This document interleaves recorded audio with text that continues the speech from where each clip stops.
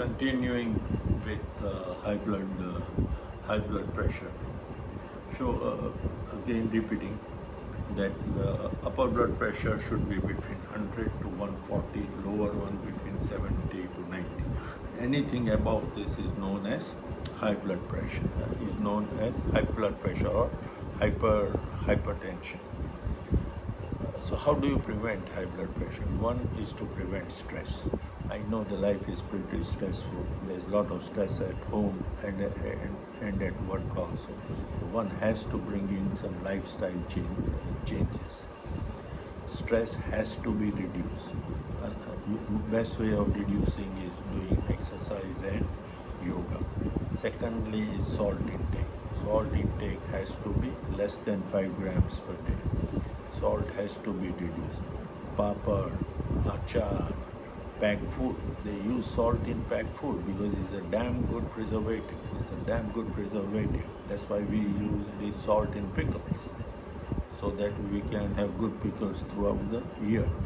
So papad, pickles, packed food. Sorry to say, but even pani puri and bhel puri, alcohol, these are high salty diets. Salty diets should be avoided as much as possible. One should exercise. Exercise will keep your weight under control, and eventually that will bring the blood pressure under control. Regular exercise, as I mentioned, above 50, walking is a very good exercise.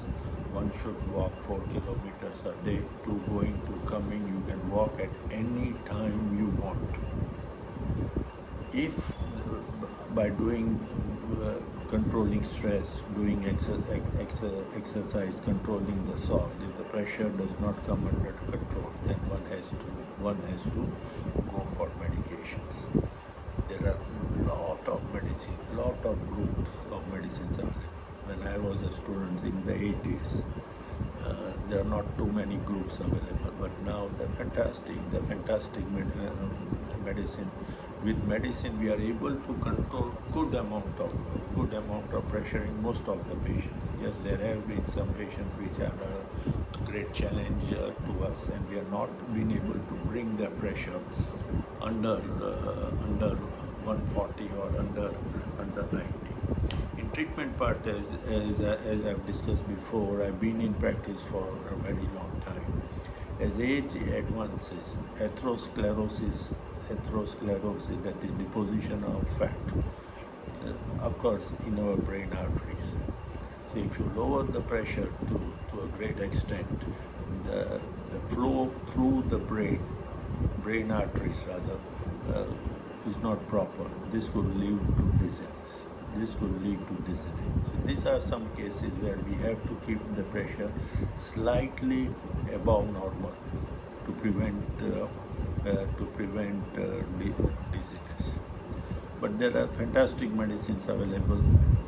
I don't want to go into the groups of medicines, but with the number of groups that are available right now at our disposal, in most cases we are able to control the pressure very well. Blood pressure medicines, yeah, that is one thing they always are. Doctor, once I start the medicine, will I be under medicine for throughout my life? In most cases, yes. But why? Because we don't change our lifestyle.